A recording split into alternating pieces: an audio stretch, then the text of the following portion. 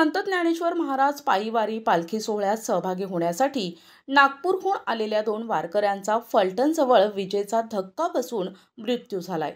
मधुकर शेंडे आणि तुषार रामेश्वर बावनकुळे अशी मृत भाविकांची नावं आहेत. या भाविकांच्या मृत्यूनं त्यांच्या कुटुंबीय आणि वारकरी समुदायावर शोककळा पसरली आहे. आळंदी ते पंढरपूर निघालेल्या संत ज्ञानेश्वर महाराजांच्या पालखी सोहळ्यात सहभागी होण्यासाठी नागपूरमधील राजा बागशा येथील मधुकर शेंडे आणि तुषार रामेश्वर बावनकुळे हे 2 वारकरी आले होते. पायी वारी दरम्यान फलटणजवळ विसाव्यासाठी थांबले होते. यावेळी टेंट उभारण्याच्या कामात व्यस्त असताना तुषार यांचा हात चुकून लोखंडी रॉडला लागला, ज्यामुळे त्यांना विजेचा जोरात धक्का बसला. त्यांना वाचविण्यासाठी सरसावलेल्या मधुकर शेंडे यांनाही विजेचा धक्का बसून या घटनेत दोघांचाही जागीच मृत्यू झालाय. NTV news Marathi